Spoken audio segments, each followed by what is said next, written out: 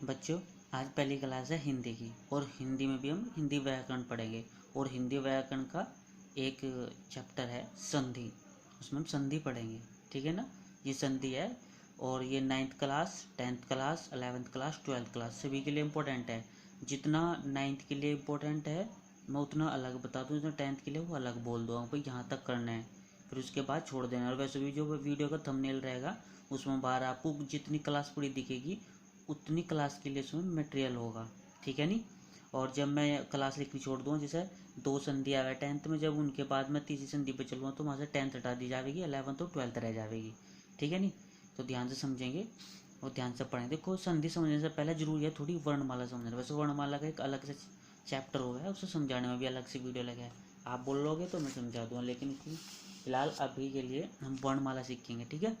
और इसे साथ के साथ कॉपी में नोट कर लियो, कि इसे ध्यान रखियो, खास करके हमारे कॉलेज के बच्चे तो कॉपी में नोट जरूर कर लियो। ठीक है ना। क्योंकि बोर्ड एग्जाम के नियम से देखेंगे तो जैसा हाई स्कूल और 12th के लिए मोस्ट इम्पोर्टेंट है, और 9th और 11th के लिए भी, जो उनके स्कूल में एग्जाम होंगे उनके लिए भी बहुत इंपॉर्टेंट है। ठीक है। तो चलो वर्णमाला पे चलेंगे। देखो, पहले थोड़ा सा वर्णमाला के बारे में समझा दूँ। यह वर्णमाला जरूरी है, इसके बारे में समझना। ठीक है ना। देखो, वर्णमाला में जिस तरह ABCD में स्वर हुआ है ना, वो विल स्वर है A E I O U। इसी तरीके से ए कना रे काम, यानी जो इसके अक्षर होते हैं हमारे हिंदी के वर्णमाला के अक्षर है, उसमें भी स्वर यानी वो विल और व्यंजन कॉन्सोनेंट है। ठीक है। देखो, ए आ ई छोटी है बड़ी, छोटा उल्लू बड़ा उल्लू। ठीक है। मैं सब बड़ा उल्लू बोल रहा हूँ, उसे बड़ा उल्लू क्यों बोल रहा है बहुत से, मैं बड़ा उल्लू बोल रहा हूँ। ऋषि A A O O, ये जो होंगे हमारे 11, इसमें कह रहा है हिंदी वर्णमाला में स्वरों की संख्या कितनी है, 11 है। तो टोटल कितने हैं ये, 11। अच्छा, अब देखेंगे 1 2 3 4 5 6 7 8 9 10 11 कंप्लीट है। अच्छा, स्वरों को उच्चारण के आधार पर 2 भाग में बटेगा, मतलब इनके भी 2 भाग है उच्चारण में। क्या क्या, एक ह्रस्व स्वर। ह्रस्व स्वर में कौन कौन से आएंगे, ए ई छटऊ, ये ह्रस्व स्वर है बस, ये 3, ए का नार, छोटी की इमली, छटऊ का उल्लू। ठीक है। और दीर्घ में कौन आएंगे, यानी दीर्घ में आएंगे आ, बड़ी और बड़ा उल्लू, ए ओ औ। ठीक है नी। और तथा री यानी रीका ऋषि, ये सब दीर्घ स्वर आए। ठीक है ना। इन्हें संयुक्त स्वर भी कहते हैं। अब देखो, इनका मतलब क्या है वो बता दो थोड़ा सा, जरूरी है, क्योंकि जब तक मतलब नहीं बताया जाने का आपकी समझ में नहीं आने का। ठीक है ना।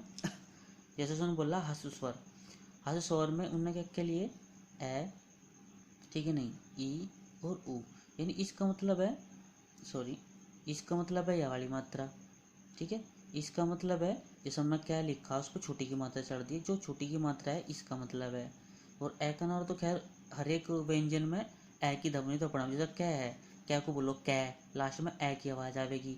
तो जितने कै था लेकर जितने भी व्यंजन है टोटल लास्ट लो 52 तक जो जाएंगे, उन सब में ए की ध्वनि होगी। तय, ठीक है ना, ध, सब में लास्ट में ए की ध्वनि होगी। आगे बात समझ में। अच्छा, दीर्घ में बात करेंगे, जैसा आ है, ठीक है ना, बड़ी है, बड़ऊ है, और भाई छोटे है, ये वाला है। ठीक है नहीं, ओ है, औ है, इस टाइप का करके है। देखो इनका मतलब क्या है, इसका जो मतलब है, समझना क्या लिखा सपोज करो, तो उस पा का डंडा लगेगा, इसका मतलब है। बड़ी का लिखा, जैसे क्या ही लिख रहे हैं हम, इस पर बड़ी की मात्रा दे दी, इसका मतलब है। छोटी की मात्रा दे दी, इसका मतलब है। बड़ऊ है, जैसे क्या ही लिखा, उसमें बड़ऊ की मात्रा चढ़ा दो, इसका मतलब है। और छटाऊ की मात्रा चढ़ा दो, इसका मतलब है। ठीक है। ये वाला ए है, यानी कैप पे ए की मात्रा लगा दो तो इसका मतलब है, और 2 मात्रा लगा दो तो इसका मतलब है। ओ है, कैप पे ये वाली मात्रा लगा दोगे तो इसका मतलब है, और कैप पे ये वाली मात्रा लगा दोगे तो इसका मतलब है। आगे दिमाग में बात, बस हल्का सा मुझे व्याकरण समझाना जरूरी है, क्योंकि इसके बिना वो ये थोड़ी जो संधि है कम समझ में आएगी, इस वजह से ये समझने की कोई जरूरत नहीं है। बस हाँ, जो अंक अंगूर वाला वो अणखेली वाला है नहीं, अंक अंगूर अणखेली, जो ये वाला है इसके ऊपर अंक की बिंदी होती है जो, ठीक है ना, अंक अंगूर वाला, तो इसे बोल लेंगे हम अनुस्वर। ठीक है। बस इतने बहुत है। और जो ये है ए के पीछे 2 बिंदु से प्रातः ए के पीछे होगी, उसे बोल लेंगे विसर्ग। इतना जरूर है, बाकी का तो ये सब कंपटीशन का मामला है। ठीक है ना। तो मेरे हिसाब से इसका तो होगा भी, इधर हो रहा है थोड़ा सा काम, और बता दूँ। अच्छा, व्यंजन वर्ण, देखो व्यंजन वह वर्ण है जिसका उच्चारण में ए स्वर की ध्वनि आती है, जो मैंने अभी बताया था वही है। जैसे तय, ए की आवाज़ क्या है, वो सिस्टम दिया, कोई जरूरत नहीं है ऐसा देखने की। स्पर्श व्यंजन की कोई जरूरत नहीं है, हाँ बस इस टेबल की बहुत ज़्यादा ज़रूरत है, इसे बहुत ध्यान से समझियो। देखो उसने क्या दिया, कै कै, ठीक है ना, गै घै और अणै। देखो ये कंठ से उच्चारण नहीं करना है, कंठ यानी जो हमारे गले में वो गांठ सी नहीं दिखती बाहर, उससे यानी कै कै गै सब बोल कर देखो तो वहीं से आवाज आएगी, ठीक है ना। तो जो कै वर्ग के होंगे उसमें कै कै गै घै अणै ये सब आएंगे, तो उन्हें बोल रहे हैं कंठ से उच्चारित वर्ण, यानी कंठ से होंगे उच्चारित। फिर है च छ जय जय और अणै, ये तालु से च छ जय जैसे करोगे तो जीभ खींचेगी, यानी जीभ भी ऊपर नीचे लगेगी, और इसका मतलब है ये आपकी जो जीभ के ऊपर कैसे है वहाँ से हो रही है आवाज़। तो फिर टै ठै डै ढै, ये मूर्धा से उच्चारण पर बोलेंगे, टै ठै डै डै, इसमें जीभ क्या होगा नीचे की साइड ज़्यादा है जोड़ गिरेगी, ठीक है नहीं। और फिर है दंत यानी दांत से, यानी तै दै वो थै दै धै नै, इसमें दंतों का थोड़ा प्रयोग होगा, ये थोड़ा थोड़ा प्रयोग होगा, कोई ज़्यादा बड़ी बात नहीं है। और हमें इतना सीखना है, वो कंपटीशन में सिखाया जाए इतना, तो बस हमें इतना सीखना है ताकि हम उसने उधर जब हम संधि सीख के तो ध्यान में रहे। फिर ये होट्स यानी ओष्ठ है ना, होठ, होठ से उच्चारण यानी होठ काम करेंगे, तो जगह पै, ठीक है ना, फै बै भै नै मै, इनमें क्या काम करेंगे, होठ। तो इस तरीके से आएंगे, तुम खुद देख लियो सब पढ़ के, यहाँ इतना वर्णमाला में आता नहीं, लेकिन फिर भी बस इसलिए बताता कि थोड़ा अक्षरों का ज्ञान हो जा, इन्हें चाहोगे तो रोक के उतार भी सको, कोई प्रॉब्लम नहीं है, ठीक है।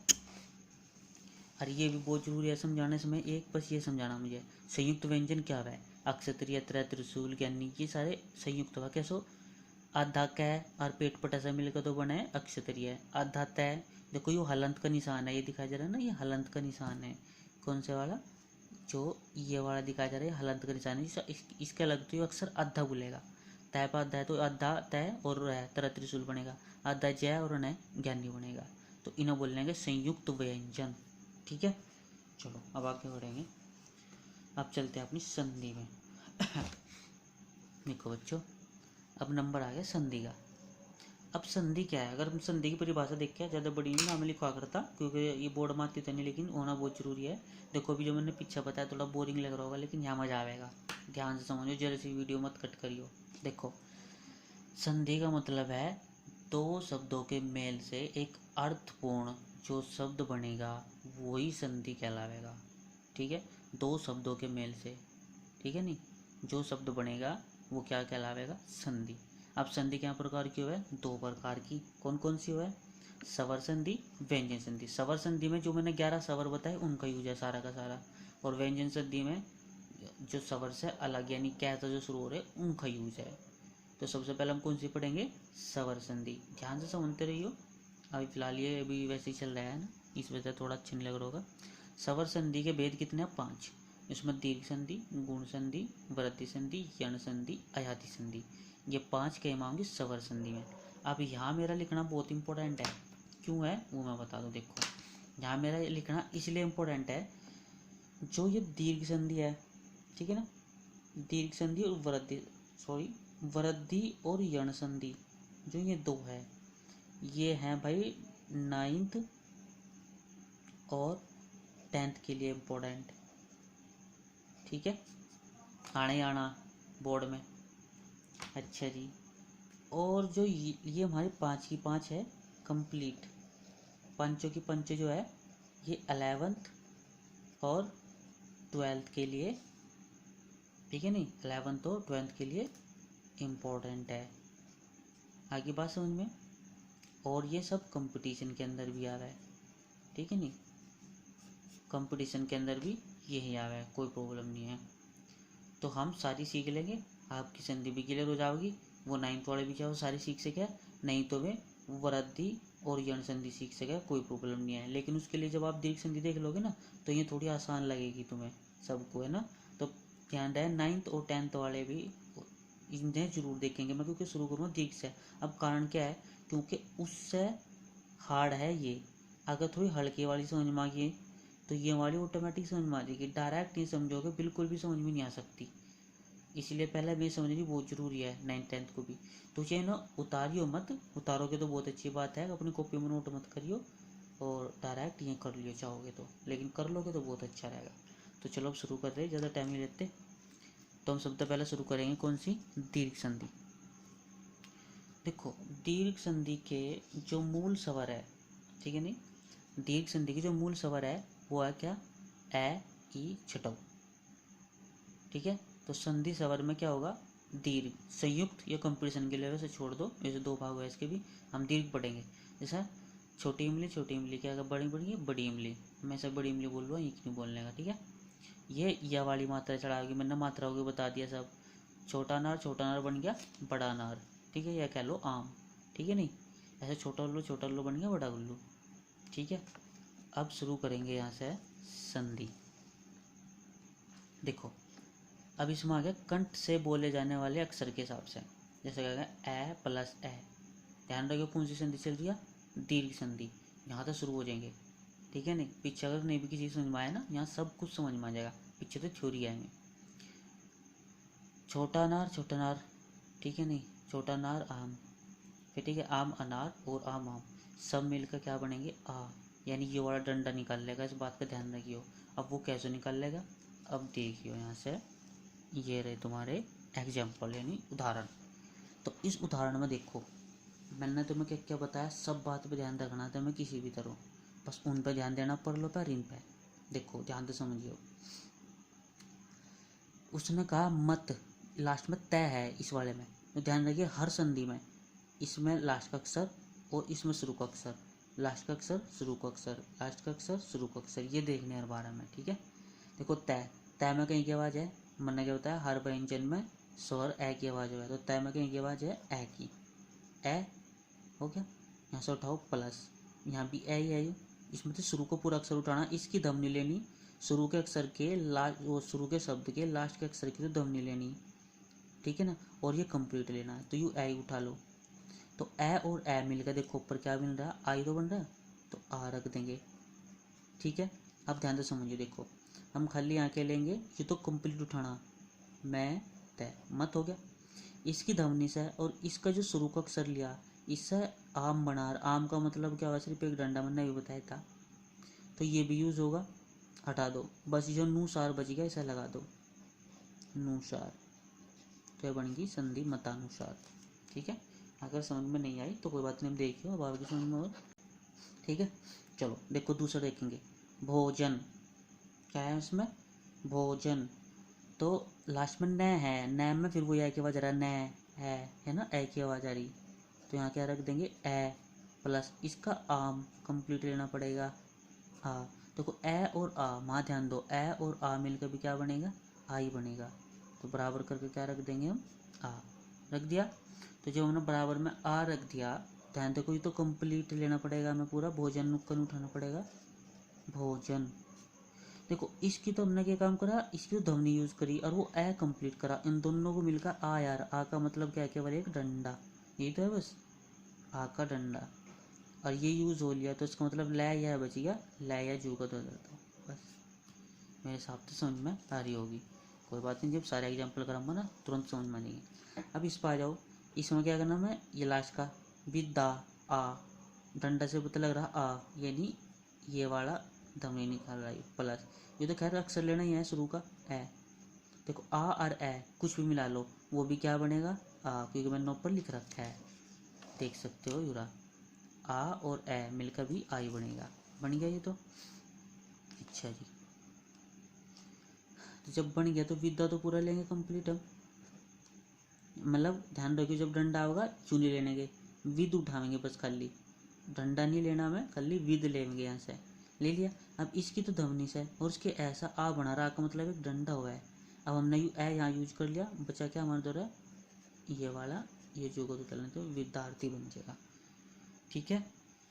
अब यहाँ भी देखो इसमें भी आ का डंडा है लास्ट में, मतलब तो आ लेंगे, प्लस इसमें भी आ है तो आ लेंगे, तो आ मिलकर भी आ ही बनेगा, बिल्कुल बनेगा।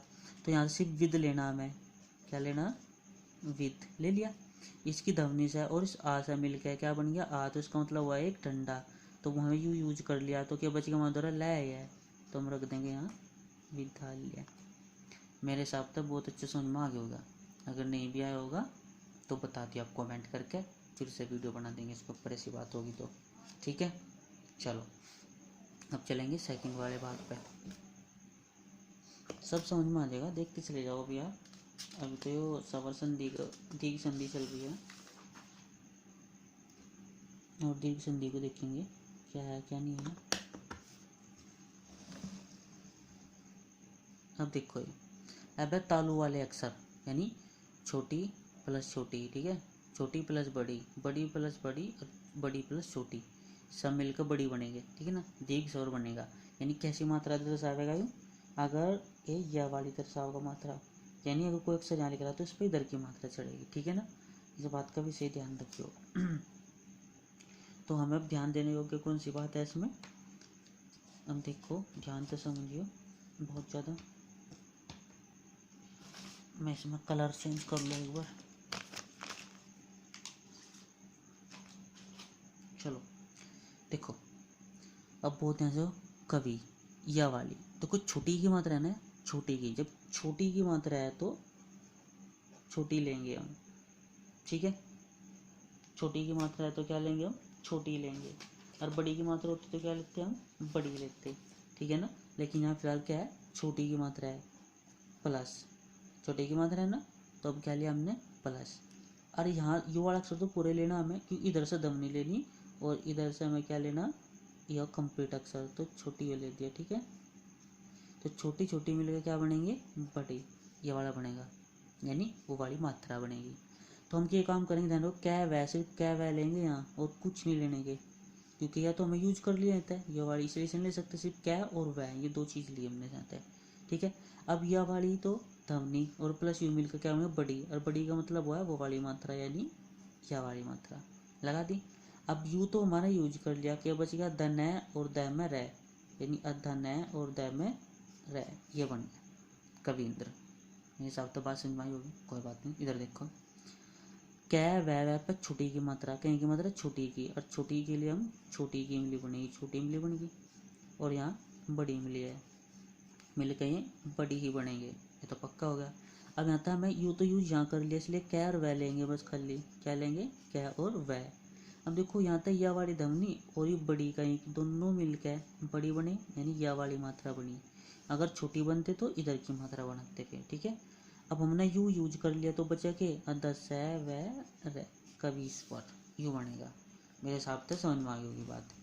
अब चलेंगे यहाँ से, अच्छा बाकी इस पर योगी, योगी देखो बड़ी की मात्रा है, तो बड़ी की मात्रा होने पर हमेशा क्या लगेगा, बड़ी का ही, ठीक है, प्लस, और ये तो क्या कंप्लीट अक्षर लेनी है हमें ही, तो इसे भी बन के बड़ी बनेगा, ठीक है ना, क्योंकि दीर्घ संध्या है वो बड़ी ही बनेगा।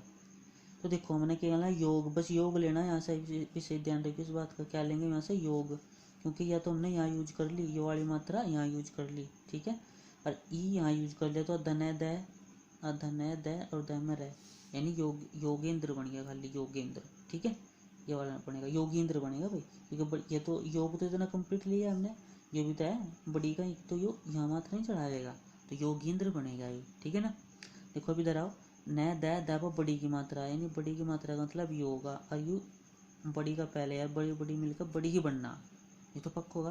यहाँ सिर्फ न द नद लेंगे, कारण क्योंकि ये वाला तो यहाँ यूज होगा, फिर इस वाली मात्रा से और ये वाली मिलकर बड़ी बन गया, बड़ी का मतलब ये वाली मात्रा बन गई, ठीक है, और वो तो यहाँ यूज हो लिया, तो बचा के सैसलजम जो ले देंगे यहाँ, तो बन गई नदीस। मेरे हिसाब से समझ में आ गया होगा, ठीक है। अगर समझ में आ ही गया तो अगली लिस्ट पे चलेंगे। देखो ये रहा, ठीक है। अब ध्यान से समझिए इसमें, विष्णु प्लस उदय, विष्णु प्लस उदय, तो विष्णु उदय में देखो क्या है, सेम उसकी तरह, बस इसमें क्या है अब की बार ये रही, छोटा उल्लू प्लस छोटा उल्लू तब भी बड़ा उल्लू बनेगा, छोटा उल्लू बड़ा उल्लू बड़ा उल्लू बनेगा, बड़ा उल्लू छोटा उल्लू तब भी बड़ा उल्लू बनेगा, बड़ा उल्लू बिल्कुल तो बड़ा उल्लू बनने बनना, ठीक है। तो ध्यान से समझिए अब यहाँ, अब देखेंगे विष्णु में छटाऊ की मात्रा, छटाऊ की मात्रा हमेशा छटाऊ का उल्लू को प्रदर्शित करेगी, ठीक है, प्लस यहाँ छोटा उल्लू है, अभी बताया मैंने, दोनों छोटे उल्लू बन के बड़े उल्लू बन जाएंगे, ठीक है। अब जो विष्णु है, अब यू तो यहाँ यूज हो लिया, तो बस विष्णु लिया जाएगा यहाँ से, ठीक है। अब छटाऊ की मात्रा यू ऊ मिलकर बड़ा ऊ बन गया, बड़ा ऊ का मतलब क्या हुआ है, ये वाली मात्रा, ठीक है ना, ये वाली नहीं बनने की, यह वाली, इसकी वजह से, और ये वहाँ यूज हो ही लिया ये वाला, यहाँ बच गया द है, विष्णु दे, ये बनेगा, ठीक है। अब आ जाओ इधर, देखो छटाऊ की मात्रा है तो छोटा उल्लू प्लस ये भी छोटा उल्लू और शायद जहाँ तक उम्मीद है लघु और में शायद मैंने लिखने में शायद 1% गलती ना कर दी हो। अभी मैं देख के बता रहा कि ये बड़ा उल्लू है या छोटा उल्लू है, क्योंकि गलती नहीं होनी चाहिए, बात मैंने हुआ है। देखते हैं भाई अभी कहाँ पे आए हैं हम। बड़ा उल्लू है भाई वो,